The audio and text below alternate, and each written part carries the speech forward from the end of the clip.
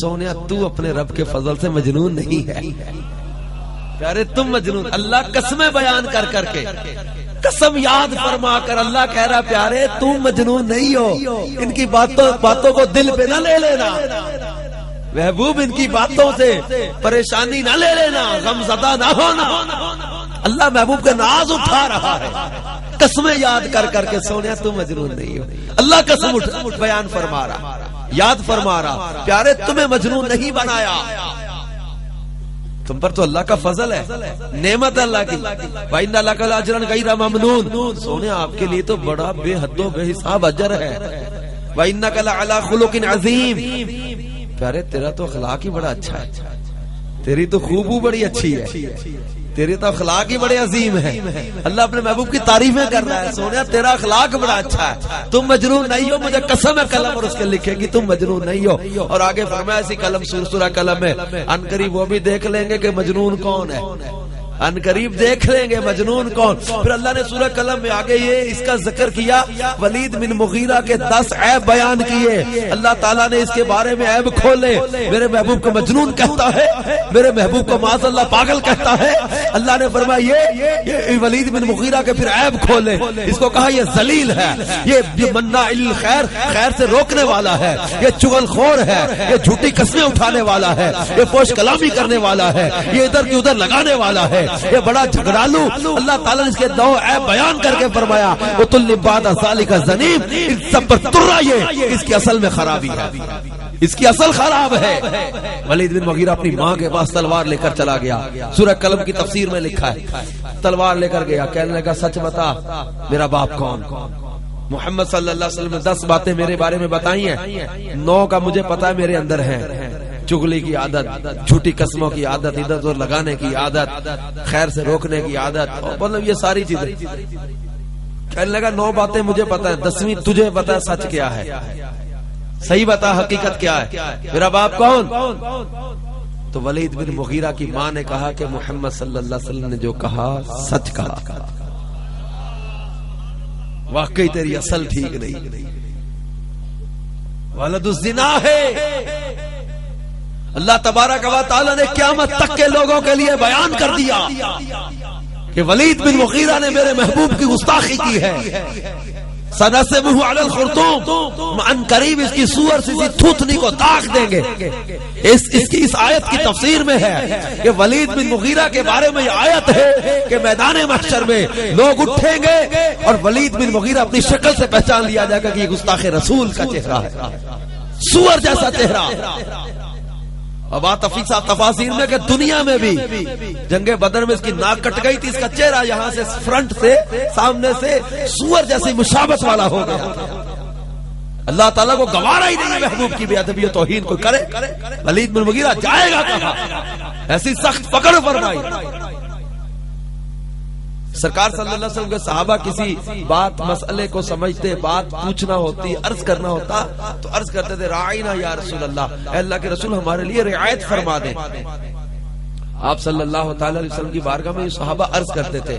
یہودی لوگ اس لفظ کو غلط معنی میں استعمال کرتے ہوئے رعینا یا کھینچ کر پڑھتے تھے یا کسی زبان میں اس کا معنی جو ہے نا وہ بے ادبی و توہین کی طرف لیتے تھے.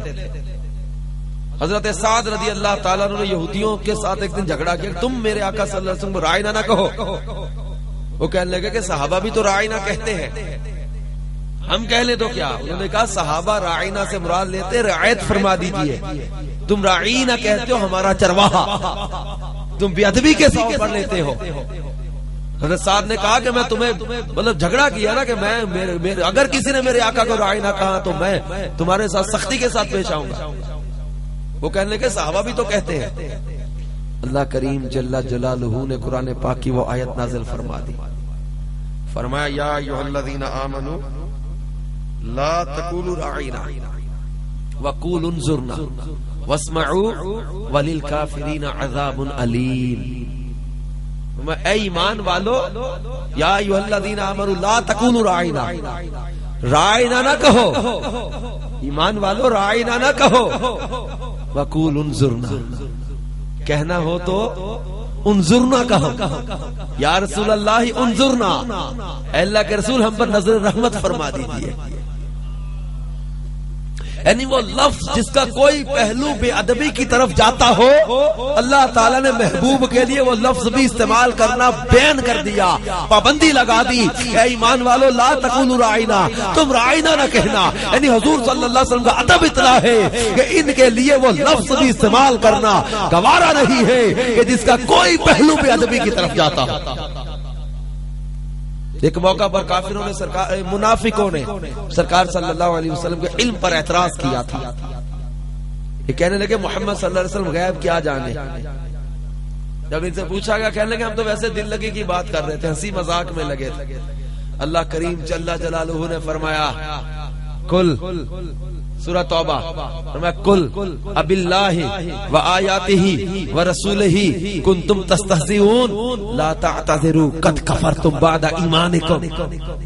فرمایا محبوب ان سے فرماؤ اب اللہ، اللہ کے ساتھ، و آیاتہ اور کیا اللہ کی آیتوں کے ساتھ، و رسولہ اور کیا اللہ کے رسول کے ساتھ، کنتم تستہزئون تم ہنسی کرتے ہو، ٹھٹھا کرتے ہو، مذاق کرتے ہو۔ لا تعتذروا بہانے نہ بناؤ، قد کفرتم بعد ایمانکم تم نے ایمان کے بعد کفر کیا۔ یہ اللہ تبارک و تعالی اپنے محبوب کی طرف سے جواب دیتا ہے، محبوب کی شان و عظمت کو بیان کرتا ہے۔ محبوب صلی اللہ علیہ وسلم پر اعتراض پر اللہ تعالیٰ کافروں کا رد فرماتا ہے، جیسا کہ ابتر کہا تھا انہوں نے۔ عاص بن وائل اور دیگر کفار نے پیارے آقا صلی اللہ علیہ وسلم کے صاحبزادے کے انتقال پر، حضرت قاسم کا انتقال ہوا تو کافروں نے کہا کہ محمد صلی اللہ علیہ وسلم ابتر ہو گئے، منقطع النسل ہو گئے، ان کی نسل نہیں رہی۔ جب ان کی نسل نہیں رہی تو ان کا چرچا بھی ختم ہو جائے گا، ان کا ذکر بھی ختم ہو جائے گا، یہ سب نام و نشان اور چرچے ختم ہو جائیں گے، یہ مٹ جائے گا ان کا نام و نشان، مٹ جائے گا ان کا چرچا۔ اب سرکار صلی اللہ علیہ وسلم کے ایک تو صاحبزادے انتقال کر گئے، اوپر سے کافروں نے ابتر کہہ کہ اگر آپ صلی اللہ علیہ وسلم کے دل کو اور دکھایا۔ اللہ نے قرآن کی آیت نازل فرمائی، فرمایا انا اعطیناک الکوثر۔ آئے کہاں کسی نے کسی سے اتنا پیار کیا ہوگا جتنا خدا نے مصطفیٰ سے پیار کیا صلی اللہ علیہ وسلم۔ فرمایا انا اعطیناک الکوثر، اے محبوب بے شک ہم نے آپ کو بے شمار خوبیاں عطا کی ہیں۔ فصلی لربک وانحر، تو تم اپنے رب کے لیے نماز پڑھو اور قربانی کرو۔ ان شانئک ھو الابتر، بے شک وہ جو تمہارا دشمن ہے وہی ہر خیر سے محروم ہے۔ کافروں نے کہا تھا ابتر، جواب ہے ابتر کے لفظ کا۔ یہ کہتے تھے ابتر ہو گئے، منقطع النسل ہو گئے، جڑ کٹ گئی، نشان مٹ جائے گا، چرچا ختم ہو جائے گا۔ اللہ نے فرمایا پیارے جڑ کٹا تیرا دشمن، ابتر تیرا دشمن، نام و نشان تیرے دشمن کا مٹے گا، چرچا تیرے دشمن کا ختم ہوگا، تیرا چرچا ختم نہیں ہوگا، تیرا نشان نہیں مٹے گا، تیرا ذکر ختم نہیں ہوگا، تیرا نام و نشان ختم نہیں ہوگا پیارے، کیونکہ کسی کا نام اس کے باپ کی وجہ سے ہے، کسی کا نام اس کے بیٹے کی وجہ سے ہے، کسی کا نام اس کے استاد کی وجہ سے روشن، کسی کا نام اس کا شاگرد روشن کرے، کسی کا چرچا اس کے پیر کی وجہ سے، کسی کا چرچا اس کے مرید کی وجہ سے، کسی کا چرچا اس کے لیڈر کی وجہ سے، کسی کا چرچا اس کے ورکر کی وجہ سے، کسی کا چرچا دنیا دار کی وجہ سے۔ پیارے تیرے ذکر کو نہ استادوں کا محتاج رکھا، نہ شاگردوں کا محتاج رکھا، نہ پیروں کا محتاج رکھا، نہ مریدوں کا محتاج رکھا، نہ دنیا داروں کا محتاج رکھا، نہ واعظوں کا محتاج رکھا، نہ دنیا دار، نہ تاجر، نہ معتبر، نہ سیاستدان، نہ لیڈر، نہ ورکر، دنیا کی زبانوں کا، لوگوں کی زبانوں کا تیرے ذکر کو محتاج رکھا ہی نہیں۔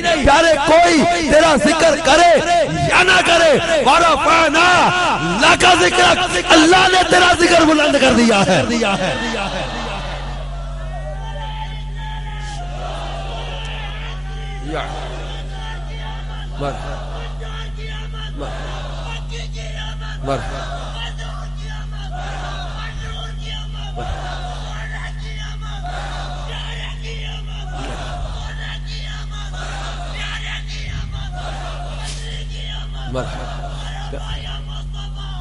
پیارے یہ جو کافر لوگ ہیں یہ جھوٹ بولتے ہیں کہ تیرا ذکر مٹ جائے گا، تیرا ذکر مٹنے کے لیے نہیں ہے، تیرا چرچا ختم ہونے والا نہیں ہے، تیری شانیں ختم ہونے والی نہیں ہے۔ لوگوں کی نسل بیٹے سے چلتی ہے، اللہ نے مصطفیٰ کی نسل بیٹیوں سے چلا دی۔ اب روئے زمین پر چلے جاؤ، کہیں بھی آپ چلے جاؤ، آپ کو